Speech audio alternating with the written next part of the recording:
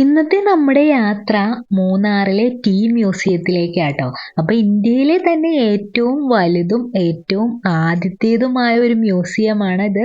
അപ്പൊ മൂന്നാർ ടൗണിൽ നിന്നും ഏകദേശം 1.5 കിലോമീറ്റർ മാത്രാട്ടോ ഈ ഒരു മ്യൂസിയത്തിലേക്കുള്ള ദൂരം എന്ന് പറയുന്നത്. ഇത് കൂടാതെ ഇവിടെ വരുമ്പോൾ നമുക്ക് എൻട്രൻസ് ഫീസ് ഉണ്ട്. ഒരാൾക്ക് വരുന്ന ചാർജ് 125 രൂപയാണ്. അപ്പൊ 9 to 5 ആണ് ഈ ഒരു മ്യൂസിയത്തിന്റെ ടൈമിംഗ് വരുന്നത്. അപ്പം മൺഡേ ഒഴികെ ബാക്കി എല്ലാ ദിവസവും ഈ ഒരു മ്യൂസിയം ഓപ്പൺ ആണ് കേട്ടോ. അപ്പം നമ്മൾ ഈ ഒരു മ്യൂസിയത്തിലേക്ക് കയറുമ്പോൾ ഉള്ള കാഴ്ചകളാണ് ഈ കാണുന്നത്. അപ്പോൾ ഇവിടേക്ക് കയറി വരുമ്പോൾ ബ്രിട്ടീഷുകാരുടെ കാലത്ത് ഉണ്ടായിരുന്ന ഉപകരണങ്ങളും അന്നുണ്ടായിരുന്ന മൃഗങ്ങളുടെ കൊമ്പുകളും എല്ലാം ഇവിടെ സൂക്ഷിച്ചിട്ടുണ്ട്. അപ്പോൾ നമ്മൾ ഇതുവരെ കാണാത്തതും അറിയാത്തതുമായ കുറേ കാര്യങ്ങൾ നമുക്ക് ഇവിടെ വരുമ്പോൾ കാണാൻ കഴിയും. അപ്പോൾ ഒരിക്കലെങ്കിലും കണ്ടിരിക്കേണ്ട ഒരു സ്ഥലമാണ് ഈ ഒരു മ്യൂസിയം എന്ന് പറയുന്നത്. കാരണം നമ്മൾ ചരിത്രത്തിൽ മാത്രം വായിച്ചിട്ടുള്ള കാര്യങ്ങളാണ് ബ്രിട്ടീഷുകാർ ഇന്ത്യയിൽ ഭരണം നടത്തിയതും കോളനികൾ സ്ഥാപിച്ചതുമെല്ലാം. പക്ഷെ ഇവിടെ വരുമ്പോഴാണ് അവരുടെ ഒരു ജീവിത സാഹചര്യങ്ങളും അന്ന് ഉപയോഗിച്ചിരുന്ന ഉപകരണങ്ങളും എല്ലാം നേരിട്ട് കാണുവാനും ഈ ഒരു ചരിത്രം കൂടുതലായിട്ട് അറിയാനും സാധിക്കുന്നത്. അപ്പോൾ ഇതൊക്കെ ഒരിക്കലെങ്കിലും നമ്മൾ കണ്ടിരിക്കേണ്ടതും അറിഞ്ഞിരിക്കേണ്ടതുമായ കാര്യങ്ങളാണ്. അപ്പോൾ അത് ഈ ഒരു ഭാഗത്തേക്ക് വന്നു കഴിഞ്ഞാൽ ഇവിടെ അന്ന് ഉപയോഗിച്ചിരുന്ന ടൈപ്പ് റൈറ്റർ, റേഡിയോ, ടെലിഫോൺ എല്ലാം നമുക്ക് കാണാനാവും കേട്ടോ. അപ്പോൾ ഇവിടെ ഏറ്റവും കൂടുതൽ എനിക്ക് കൗതുകം ഉണർത്തിയ കാഴ്ച എന്ന് വെച്ചാൽ ഇവിടുത്തെ ഒരു ടെലിഫോണാണ്. അപ്പോൾ നമ്മുടെ ഒരു റൂമിൻ്റെ അത്രയുണ്ട് ഈ ഒരു ടെലിഫോണിൻ്റെ ആ ഒരു ഭാഗങ്ങളെല്ലാം. ഇപ്പോൾ നമുക്ക് എന്ത് സുഖമല്ലേ, നമ്മുടെ വിരൽത്തുമ്പിലാണ് ആ ഒരു മൊബൈലും. ഒന്ന് ടച്ച് ചെയ്താൽ നമുക്ക് ആ ഒരു അത്രയും സൗകര്യങ്ങളാണ് നമുക്കുള്ളത്. പക്ഷെ അന്ന് കാലത്ത് ഉപയോഗിച്ചിരുന്ന ഫോണൊക്കെ നമ്മുടെ ആ ഒരു റൂമിൻ്റെയൊക്കെ വലിപ്പമുള്ളതാണ്. അപ്പോൾ ഇതൊക്കെ ഒരിക്കലെങ്കിലും ഒന്ന് കണ്ടിരിക്കേണ്ടത് അറിഞ്ഞിരിക്കേണ്ടതുമായ സംഭവങ്ങളാട്ടോ. അപ്പോൾ എന്തെങ്കിലും ഈ ഒരു മൂന്നാറിലൊക്കെ വരുമ്പോൾ എന്തായാലും ഈ ഒരു ടീ ഫാക്ടറിയൊക്കെ സന്ദർശിച്ച് ഇതുപോലുള്ള കാര്യങ്ങൾ കൂടി ഒന്ന് അറിയാൻ ശ്രമിക്കുക. അപ്പോൾ നമ്മുടെ കേരളത്തെക്കുറിച്ചും ഇന്ത്യയെക്കുറിച്ചും കൂടുതൽ ചരിത്രങ്ങളും എല്ലാം നമുക്ക് അറിയാനാകും. അപ്പോൾ ഇതാണ് ബ്രിട്ടീഷുകാരുടെ കാലത്തുണ്ടായിരുന്ന അടുപ്പും അതുപോലെ തന്നെ ബാത്ത് ടബുകളും എല്ലാം കേട്ടോ. അപ്പോൾ ഒരുപാട് ഫർണിച്ചറുകളും ഇവിടെ സൂക്ഷിച്ചിട്ടുണ്ട്, ഇതുപോലെ ബ്രിട്ടീഷുകാരുടെ കാലത്ത് ഉണ്ടായിരുന്നത് കേട്ടോ. പിന്നെ എടുത്തു പറയേണ്ടത് ഇവിടെ ഒരു 40 മിനിറ്റ് നീണ്ടു നിൽക്കുന്ന ഒരു ഡോക്യുമെൻ്ററി പ്രദർശനം ഉണ്ട് കേട്ടോ. അപ്പോൾ നമുക്ക് വേണമെങ്കിൽ ആ ഒരു ഡോക്യുമെൻ്ററി നേരിട്ട് കണ്ട് ഇതിനെപ്പറ്റിയൊക്കെ അറിയാം. അപ്പോൾ കൂടുതൽ ആൾക്കാരും ആ ഒരു ഡോക്യുമെൻ്ററി കാണാനായിട്ട് നിൽക്കുന്നില്ല. 40 മിനിറ്റ് കാണാനുള്ള ക്ഷമ ഇല്ലാത്തത് കൊണ്ടാണോ എന്നറിയില്ല. അപ്പോൾ നമുക്ക് വേണമെങ്കിൽ ആ ഒരു ഡോക്യുമെൻ്ററിയും വേണമെങ്കിൽ കാണാം. മൂന്നാറിനെ പറ്റി കൂടുതൽ അറിയണമെന്ന് ആഗ്രഹമുള്ളവർക്ക് ആ ഒരു ഡോക്യുമെൻ്ററി കാണാം കേട്ടോ. പിന്നെ ഇത് കൂടാതെ ഇവിടുത്തെ ഓരോ ചരിത്രവും ഇവിടെ എഴുതി വെച്ചിട്ടുണ്ട്. അപ്പോൾ നമുക്ക് വേണമെങ്കിൽ അതൊക്കെ വായിച്ച് നോക്കാം, മനസ്സിലാക്കാം. എല്ലാത്തിൻ്റെയും ഡീറ്റെയിൽഡ് ആയിട്ടുള്ള കാര്യങ്ങളെല്ലാം ഇവിടെ എഴുതി വെച്ചിട്ടുണ്ട്. അപ്പോൾ നമുക്ക് വേണമെങ്കിൽ ആ ടീ ഫാക്ടറിയുടെ ആ ഒരു തുടക്കം മുതൽ ഉള്ള കാര്യങ്ങളെല്ലാം നമുക്ക് ഇവിടെ വരുമ്പോൾ മനസ്സിലാക്കാൻ സാധിക്കും. അപ്പോൾ ഇതിനോടൊക്കെ ഒരു താല്പര്യമുള്ള ആൾക്കാർക്ക് ഇവിടെ വരുമ്പോൾ ഇതൊരു ഗവേഷണമൊക്കെ ആയിട്ട് എടുക്കാവുന്നതാണ്. പിന്നെ നമ്മൾ പോകുന്നത് ഇതിൻ്റെ ഉള്ളിൽ തന്നെ ഉള്ള ഒരു തേയില ഉണ്ടാക്കുന്ന ഒരു പ്രോസസ്സ് കാണാൻ വേണ്ടിയിട്ടാണ്. അപ്പോൾ നമ്മളിപ്പോൾ പോകുന്നത് ആ ഒരു തേയിലയുടെ ഉണ്ടാക്കുന്ന ആ പ്രോസസ്സ് നേരിട്ട് കാണുവാൻ വേണ്ടിയിട്ടാട്ടോ. അപ്പോൾ പണ്ട് തേയില ഉണ്ടാക്കിയിരുന്ന പ്രോസസ്സാട്ടോ. അപ്പോൾ അത്രയും ഒരു പ്രോസസ്സിലൂടെയാണ് അന്ന് തേയില കിട്ടിയിരുന്നത് കേട്ടോ. അപ്പോൾ ഫസ്റ്റത്തെ പ്രോസസ്സ് എന്ന് പറയുന്നത് നമ്മുടെ ഫാക്ടറികളിൽ നിന്ന് കളക്ട് ചെയ്യുന്ന തേയില ഇവിടെ വേർതിരിച്ചെടുക്കുകയാണ്. അപ്പോൾ ആ ഒരു ഇലയൊക്കെ വേർതിരിച്ചെടുക്കും. എന്നിട്ട് ഒരു 4 പ്രോസസ്സുകളിലൂടെ കടന്നു പോയിട്ടാണ് ഈ ഒരു തേയില ഇതുപോലെ ആയിട്ട് വരുന്നത് കേട്ടോ. അപ്പോൾ ഫസ്റ്റ് കട്ടറിലൂടെ കടന്നു പോകുമ്പോൾ ഈ ഒരു തേയില കുറച്ച് ആ ഒരു ക്രഷ് രൂപത്തിലായിട്ട് വരും. അപ്പോൾ ഫസ്റ്റ് കട്ടറിലൂടെ കഴിഞ്ഞ് വരുമ്പോൾ നമുക്ക് ആ ഒരു തേയില അവർ കാണിച്ചു തരും എങ്ങനെയാണ് ആ ഒരു ഇല വരുന്നതെന്ന്. അപ്പോൾ ഇവിടെയാണ് ആ ഒരു തേയിലയുടെ ഇല ഇട്ട് കൊടുക്കുന്നത്. എന്നിട്ട് അതൊന്ന് ചതഞ്ഞ രീതിയിൽ വരും കേട്ടോ. അപ്പോൾ അതാണ് ഫസ്റ്റ് കട്ട് കഴിയുമ്പോൾ കിട്ടുന്നത്. അത് കഴിഞ്ഞിട്ട് വരുന്നത് നെക്സ്റ്റ് പ്രോസസ്സ് എന്ന് പറഞ്ഞത് സെക്കൻഡ് കട്ടാട്ടോ. അപ്പോൾ ഈ ഒരു ചതഞ്ഞ രൂപത്തിൽ കിട്ടുന്ന തേയില സെക്കൻഡ് കട്ടിലേക്ക് കടക്കുമ്പോൾ കുറച്ചും കൂടി ഒന്നുകൂടി ഒന്ന് ഇതിനേക്കാളും കുറച്ചും കൂടി ഒന്ന് ആയിട്ട് വരും. അപ്പോൾ അങ്ങനെ ഒരു 4 പ്രോസസ്സിലൂടെ ഈ ഒരു തേയില കടന്നു പോകും. അപ്പോൾ അത് നമുക്കിവിടെ ഈ ഒരു വീഡിയോയിൽ തന്നെ കാണാനാകും ആ ഒരു സെക്കൻഡ് പ്രോസസ്സ്.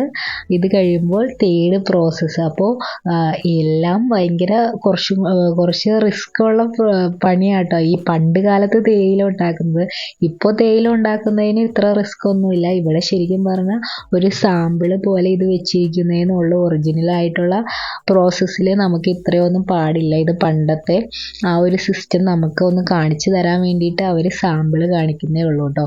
അപ്പോൾ അതേ ഇതാണ് 4th കട്ട് കേട്ടോ. അപ്പോൾ 4th കട്ട് കഴിഞ്ഞാൽ പിന്നെ വരുന്നത് ഫെർമെൻറ്റേഷൻ ആണ്. അതൊരു 60 to 90 മിനിറ്റ് വരെയാണ് ആ ഒരു ഫെർമെൻറ്റേഷൻ ചെയ്ത് കിട്ടുന്നത് കേട്ടോ. അപ്പോൾ അതേ ആ ഒരു അതിൻ്റെ ഒരു സാമ്പിള് ആ ചേട്ടൻ നമുക്ക് കാണിച്ചു തരുക കേട്ടോ. ആ ഒരു പ്രോസസ്സ് കഴിയുമ്പോൾ നമുക്ക് കിട്ടുന്ന ആ ഒരു തേയിലയുടെ കളറ് ആ ഒരു ഫെർമെൻറ്റേഷന് മുൻപും ഫെർമെൻറ്റേഷന് ശേഷവുമുള്ള ആ ഒരു കളറ് നമുക്ക് കാണിച്ചു തരുവാണ്. അപ്പോഴാണ് നമുക്ക് ആ ഒരു ബ്രൗൺ കളറിലായിട്ട് കിട്ടുന്നത് കേട്ടോ. അപ്പോൾ ഇവിടെ നമുക്ക് ആ ഒരു ബ്രൗൺ കളറിലായിട്ട് നമുക്ക് ആ ഒരു തേയില കിട്ടും കേട്ടോ. തേയില ഫുൾ ഇതിൻ്റെ പ്രോസസ്സ് കഴിഞ്ഞിട്ടില്ല. ഇവിടെ നിന്ന് ഇനി അടുത്ത നെക്സ്റ്റ് ഒരു പ്രോസസ്സ് ഉണ്ട്. അത് ഇതിൽ കൂടെ വലിയൊരു പ്രോസസ്സാണ്. അപ്പോൾ നെക്സ്റ്റ് അതിൻ്റെ അപ്പുറത്തെ സൈഡിലായിട്ടാണ് ഈ ഒരു പ്രോസസ്സ് വരുന്നത് കേട്ടോ. അപ്പോൾ ഈ ഒരു മെഷീൻ വലിയൊരു മെഷീനാണ്. അപ്പോൾ ഇതിൻ്റെ പ്രോസസ്സ് അത്രയും കുറേ ടൈം എടുക്കും ഈ ഒരു പ്രോസസ്സ് ഇതുപോലെ നടന്നു വരാനായിട്ട് കേട്ടോ. ഇനി ഈ ഒരു തേയില ഈ ഒരു പ്രോസസ്സിലൂടെ കടന്നു പോയി നമുക്ക് അവിടെ തേയില വേർതിരിച്ചെടുക്കുന്ന രീതിയാണ് കേട്ടോ. അപ്പോൾ ഇവിടെ നിന്നും 4 രീതിയിലാണ് ആ ഒരു തേയില നമുക്ക് കിട്ടുന്നത്. ആ ഒരു തേയില ഇവിടെ നമുക്ക് അരിച്ചെടുക്കാം കേട്ടോ. അപ്പോൾ ആ ഒരു അരിച്ചെടുത്ത് നമുക്ക് 4 രീതിയിൽ നമുക്ക് കിട്ടും. അപ്പോൾ നല്ല ആ ഒരു പൊടിയായിട്ടുള്ള തേയിലയുണ്ട്, അതുപോലെ അതിനേക്കാൾ വലിയ സൈസുണ്ട്. അങ്ങനെ നമുക്ക് 4 രീതിയിലുള്ള തേയില നമുക്ക് ഇവിടെ നിന്ന് കിട്ടും കേട്ടോ. അപ്പോൾ ഇതാണ് ഇതിൻ്റെ ആ ഒരു പണ്ട് കാലത്ത് ഉണ്ടായിരുന്ന തേയിലയുടെ ആ ഒരു ഒറിജിനൽ പ്രോസസ്സ് എന്ന് പറയുന്നത്. അപ്പോൾ നമുക്ക് ഈ ഒരു തേയില ഫാക്ടറിയിൽ വരുമ്പോൾ നമുക്ക് ഇതൊക്കെ നേരിട്ട് കാണാം. അപ്പോൾ ഇതൊക്കെ ഒരിക്കലെങ്കിലും കണ്ടിരിക്കേണ്ടതാണ് കേട്ടോ. അപ്പോൾ ഈ ഒരു അരിപ്പ കണ്ടില്ലേ, ഇവിടെയാണ് ആ ഒരു തേയില ഇതുപോലെ അരിച്ചെടുക്കുന്നത് കേട്ടോ. അപ്പോൾ വളരെ റിസ്ക് ഉള്ള കുറേ ടൈം എടുക്കുന്ന ഒരു പ്രോസസ്സാണ്. അപ്പോൾ ഇവിടെ ഇതൊരു സാമ്പിൾ മാത്രമായിട്ട് നമ്മളെ കാണിച്ചു തരുന്നതാണ്. അപ്പോൾ വലിയൊരു പ്രോസസ്സിലൂടെയാണ് നമുക്ക് ആ ഒരു തേയില കിട്ടുന്നത് കേട്ടോ. അപ്പോൾ കണ്ടില്ലേ, നമുക്ക് ശരിക്കും പറഞ്ഞാൽ ഒരു അത്ഭുതം തോന്നും. ഈ ഒരു തേയില ഇത്ര പ്രോസസ്സിലൂടെയാണോ കടന്നു വരുന്നതെന്ന് വെച്ചാൽ നമുക്ക് ശരിക്കും പറഞ്ഞാൽ ഇതൊക്കെ ഒരു നമുക്ക് ഭയങ്കര ഒരു അത്ഭുതമുള്ള കാഴ്ചകളാട്ടോ ഇതെല്ലാം. അപ്പോൾ ഈ ഒരു മ്യൂസിയം ടാറ്റ ടീയുടെ ഉടമസ്ഥതയിൽ വരുന്നത് കൊണ്ട് തന്നെ നമുക്ക് വേണമെങ്കിൽ ഇവിടെ നിന്നും ടീയൊക്കെ ചായപ്പൊടിയൊക്കെ നമുക്ക് വാങ്ങിക്കാം. അതിന് വേണ്ടിയിട്ടുള്ള ഒരു ഔട്ട്ലെറ്റൊക്കെ ഉണ്ട്. അപ്പോൾ നമുക്ക് വേണമെങ്കിൽ ഇവിടെ ചായയൊക്കെ നമുക്ക് ടേസ്റ്റ് ചെയ്ത് നോക്കാനും ഇവിടെ ചായ എല്ലാം കിട്ടും കേട്ടോ. അപ്പോൾ നമുക്കതൊക്കെ വാങ്ങിക്കാനും എല്ലാം ഉള്ള ഒരു ഓപ്ഷൻ ഉണ്ട്. അപ്പോൾ നമുക്ക് പല വെറൈറ്റി ഫ്ലേവറിലുള്ള ചായപ്പൊടികളൊക്കെ ഇവിടെ നിന്ന് വാങ്ങിക്കാം. നല്ല ഒറിജിനൽ ആയിട്ടുള്ള ചായപ്പൊടികളാണ്. റിപ്പിൾ ടീയുടെയും അതുപോലെ കണ്ണൻ ദേവൻ്റെ എല്ലാം ചായപ്പൊടി നമുക്ക് ഇവിടെ നിന്ന് വാങ്ങിക്കാം കേട്ടോ. അപ്പോൾ നല്ല ഒറിജിനലായിട്ട് മായമില്ലാത്ത ചായപ്പൊടികൾ നമുക്ക് ഇവിടെ വരുമ്പോൾ വാങ്ങിക്കാം. അതുപോലെ നല്ല ചായയൊക്കെ നമുക്ക് മൂന്നാറിൽ വന്ന് നല്ല ഈ ഒരു ടീ മ്യൂസിയത്തിൽ നിന്ന് നല്ല ഒറിജിനൽ ചായയൊക്കെ കുടിക്കാം. അപ്പോൾ അങ്ങനെ നല്ല അടിപൊളി എക്സ്പീരിയൻസ് ആണ്. അപ്പോൾ ലൈഫിൽ ഒരിക്കലെങ്കിലും ഒന്ന് എക്സ്പീരിയൻസ് ചെയ്ത് നോക്കേണ്ടതാണ് ഈ ഒരു ടീ മ്യൂസിയവും. ഇവിടുത്തെ ആ ഒരു ടീ പ്രോസസ്സൊക്കെ ഒരിക്കലെങ്കിലും ഒന്ന് കണ്ടിരിക്കേണ്ടതാട്ടോ. അപ്പോൾ മൂന്നാറിൽ എന്തായാലും എല്ലാവരും വരുന്നതായിരിക്കും. അപ്പോൾ ഈ ഒരു മ്യൂസിയമൊക്കെ ഒന്ന് സന്ദർശിക്കുക. ഇതുപോലത്തെ മനോഹരമായ കാഴ്ചകളൊക്കെ കണ്ട് ആസ്വദിക്കുക. അപ്പോൾ ഒരു വലിയ ചരിത്രം ഉറങ്ങിക്കിടക്കുന്ന ഒരു പ്രദേശം കൂടിയാണിത്. അപ്പോൾ ഇവിടെ വരുന്നവർ ഇതൊക്കെ ഒന്ന് അറിയാൻ കൂടി ശ്രമിക്കുക കേട്ടോ. അപ്പോൾ ഇതാണ് ഈ ഒരു ഔട്ട്ലെറ്റ്. അപ്പോൾ ഇവിടെ വിവിധ ഫ്ലേവറിലുള്ള ചായപ്പൊടികളെല്ലാം ഉണ്ട്.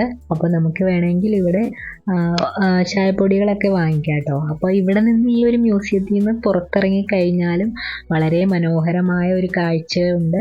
അപ്പോൾ ഈ ഒരു മ്യൂസിയം നമ്മുടെ ആ ഒരു മൂന്നാറിൻ്റെ ആ ഒരു തേയിലത്തോട്ടങ്ങളുടെ നടുവിലായിട്ടാണ് ഈ ഒരു മ്യൂസിയം. അപ്പോൾ ഇവിടെ നിന്ന് കഴിഞ്ഞാൽ ആ ഒരു മൂന്നാറിൻ്റെ ഭംഗി ആസ്വദിക്കാം. അപ്പോൾ വളരെ മനോഹരമാണ് ഈ ഒരു മ്യൂസിയത്തിൻ്റെ ആ ഒരു ഏരിയ എന്ന് പറയുന്നത്. അപ്പോൾ ഈ ഒരു മ്യൂസിയത്തിന് സമീപത്തായിട്ട് ഒരു തൂക്കുപാലമുണ്ട് കേട്ടോ. അപ്പോൾ ഈ ഒരു തൂക്കുപാലത്തിൽ നിന്ന് കുറേ പേര് ഫോട്ടോസ് എടുക്കുന്നുണ്ട്. അപ്പോൾ നമുക്കും ആ ഒരു മൂന്നാറിലെ ആ ഒരു മ്യൂസിയത്തിൻ്റെ അടുത്തുള്ള ആ ഒരു തൂക്കുപാലത്തിലേക്കൊക്കെ നമുക്ക് കയറാം. അപ്പം വളരെ മനോഹരമായിട്ടുള്ള ഒരു തൂക്കുപാലമാണ്. അപ്പോൾ നമുക്ക് ഇവിടെ നിന്ന് ഫോട്ടോസൊക്കെ എടുക്കാം. പിന്നെ ഇതുപോലെ മൂന്നാറിലെ ആ ഒരു തേയിലത്തോട്ടങ്ങളുടെ ഭംഗിയൊക്കെ ആസ്വദിക്കാം. അപ്പോൾ വളരെ മനോഹരമായിട്ടുള്ള കാഴ്ചകളായിരുന്നു കേട്ടോ. അപ്പോൾ ഇത്രയേ ഉള്ളൂ ഇന്നത്തെ നമ്മുടെ മൂന്നാറിലെ ടീ മ്യൂസിയത്തിലെ വിശേഷങ്ങൾ. അപ്പോൾ ഈ വീഡിയോ എല്ലാവർക്കും ഇഷ്ടപ്പെട്ടെന്ന് വിചാരിക്കുന്നു. അപ്പോൾ വീഡിയോ ഇഷ്ടപ്പെട്ട എല്ലാവരും ലൈക്ക് ചെയ്യാനും സബ്സ്ക്രൈബ് ചെയ്യാനും കമൻറ്റ് ചെയ്യാനും മറക്കല്ലേ. അപ്പോൾ നമുക്ക് ഇതുപോലെ മനോഹരമായ വീഡിയോസുമായിട്ട് ഇനി വീണ്ടും കണ്ടുമുട്ടാം.